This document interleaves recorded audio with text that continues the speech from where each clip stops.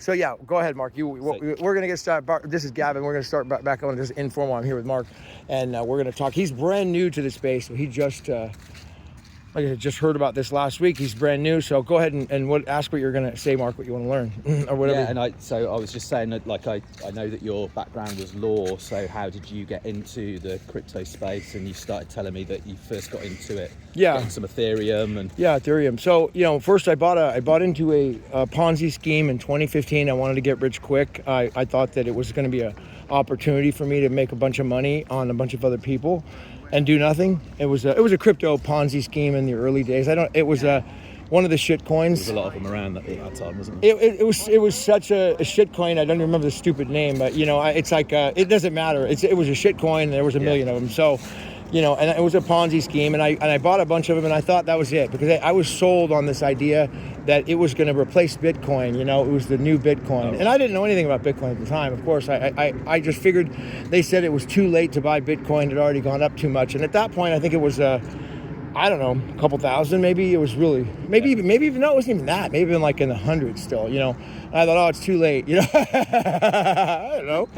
So I bought the shit coin. That went away, went to zero. All those people went to jail, and it was some people in Thailand. It was it was just learning experience. And so after that, I was like, oh, I'm not gonna really. I kind of like I was just like, I'm not doing this anymore.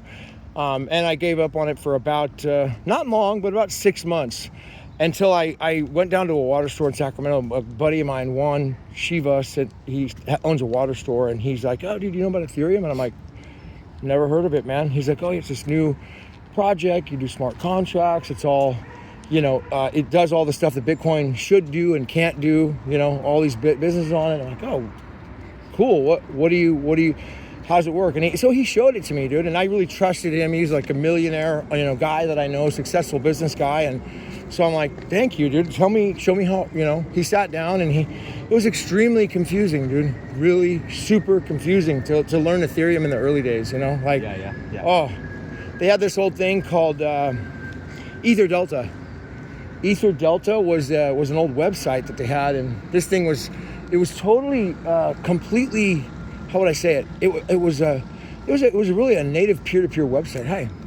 And on this thing, you could basically trade without a centralized party, which was super cool. And that's why I used it because I liked not having the centralized party, and it was also the cheapest, and it was also one of the only ways you could get the early shit coins on this thing, because the shit, like the early shit coins, it's that stuff that wasn't even out yet. Yeah.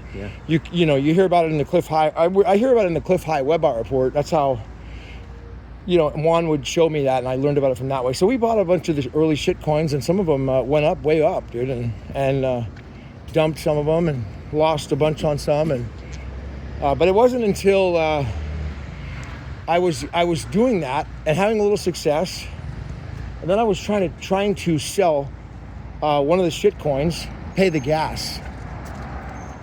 And I hadn't really followed what was going on. I made some successful trades as trying to be a trader, crypto trader. Very hard, but there was a bull run at that time. And I remember trying to sell the Ethereum or move or buy shit coins. And then I think the gas was like $2 or $3 or $4 or $500. And I said, send. And they said, oh my God. And once I saw that, I was like, oh, dude, there's a freaking problem. And I didn't know anybody personally other than my buddy Juan. I didn't know any person, so I didn't really have anyone to call. Obviously there's a problem. So at that point, it got me looking around. I said, obviously this Ethereum thing is screwed up. I'm not paying that. That can't work long term. Yeah. So that's when I started searching more about Bitcoin, learned about Roger Ver and what was happening and going on with the war in Bitcoin. Right. And so I watched it all happen live. And there was a guy in San Francisco called Ryan X. Charles at the time who... I just started listening to his book on the trade down here.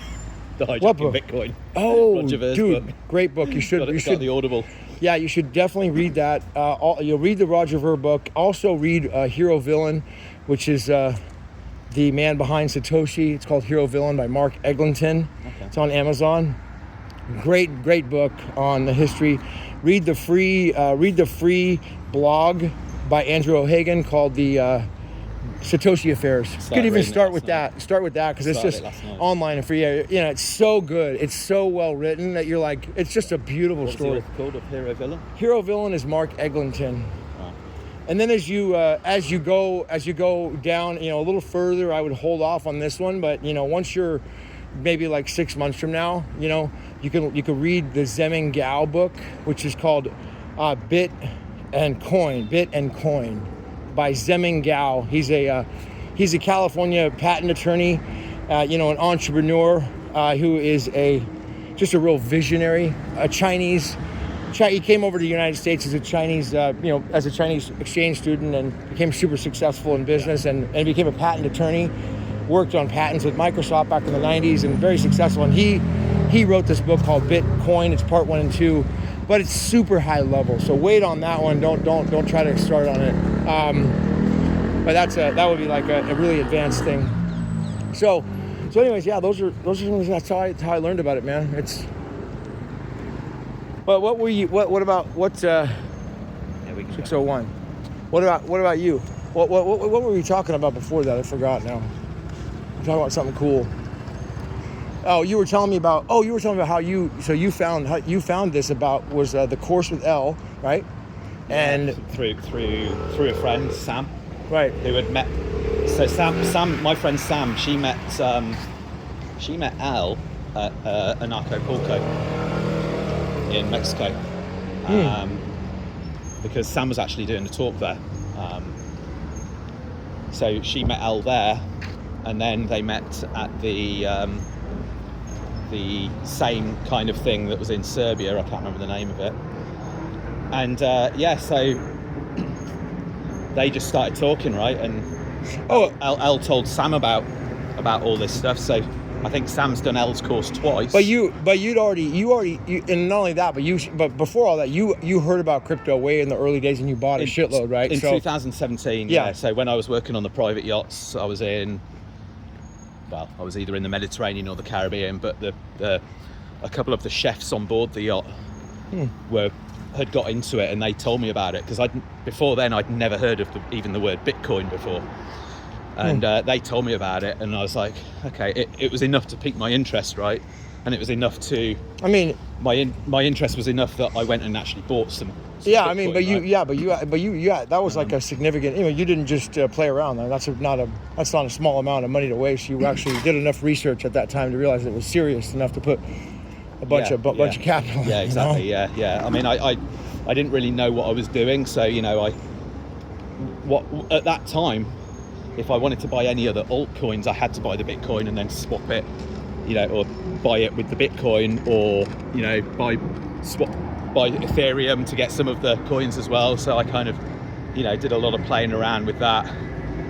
In hindsight, if I'd just kept it all in Bitcoin, I would have been doing all right. But but still, you bought it. But yeah, so literally before the split, a few months. Yeah, so I bought it in it was June or July of 2017, and then literally within let me go down here.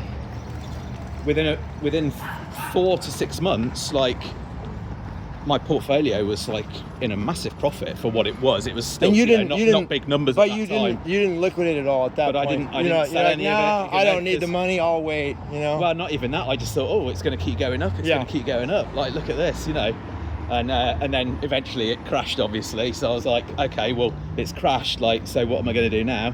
Well, I'm just going to hold it and see what happens. Mm-hmm. And then, you know where we're going now? Yeah. Okay. Gradually, went through that first cycle, and then so I've kind of been through 2 cycles where it's gone up and where it's gone down, and the big one was. And I'm not so big money, but at one point my portfolio got to nearly, $500,000. Wow. But then when it crashed, it went down to 13 grand. It's like, but wow, I'm rich. Oh wow, that was exciting. I just held on to it. Nice. I didn't do anything, So you didn't hear about the split at that time of what was going on with Bitcoin? Didn't know anything. No. Were you just not really doing that much research? No, I wasn't really. Yeah, no. okay. with the nature of my job, I didn't really get time to do any of that. Yeah. But I didn't even think about it really, you know. So it was, up until literally like a week and a half ago. I mean, dude, Yeah. So anyway, Sam told me about Elle's course and said, you really check this out, you know. And I did, and I was like, so I went on a little, so before the course, Elle does like a hour Zoom taster call. And well, even before I actually signed up to Elle's course, I actually said to Sam, Sam, can I just phone you and have a chat before I make a decision, right? And that was when she started telling me about Bitcoin SV, but she didn't actually mention that name. She just said, you know, the real Bitcoin, and you're going to be able to buy it for $100. You had Bitcoin for like 8 years, and you're like, did you like say, what do you mean the real Bitcoin? Was that like a confusing? I was like, it was like one of those, like, okay, like I need to know more about this. But you trusted her, so you're like, you know, I know this person. She's not going to lie to me and say that, and so you were like, it was enough for me to go, right, I need to learn. I need to know more about this. Yeah. You know? And so so I booked onto Elle's like 1 hour Zoom call, and she kind of did a quick thing, and I was like, okay, yeah, I need to do her course, and I need to come down to London and do this. Now, for people who want to do the Elle's course, do you remember how to find it, what the website is, so I can tell people how do you go there? Blockchainacademy.com. Blockchainacademy.com. Yeah. All right, yeah. Cool. Everybody, if you want to watch, go and do it. If you new to the space, go there and buy her course. So Elle is really great, dude. She's freaking awesome. So anyways, we're arriving on our spot. So all right, let's cut it there, man. That was freaking great, Mark. I really appreciate it. Yeah, so we're on our way into. Just got to find the. This is it here. Yeah, I took a picture of the code. All right, code, so secret code. Look at that shot coming out of London. Looks like we're in a penthouse apartment building right here, which is where this Bitcoin Palace place is. I haven't been yet, but that's apparently there's a big penthouse here. I don't know how many people are here, but that's where everybody's meeting up right now. All right, see you at the top.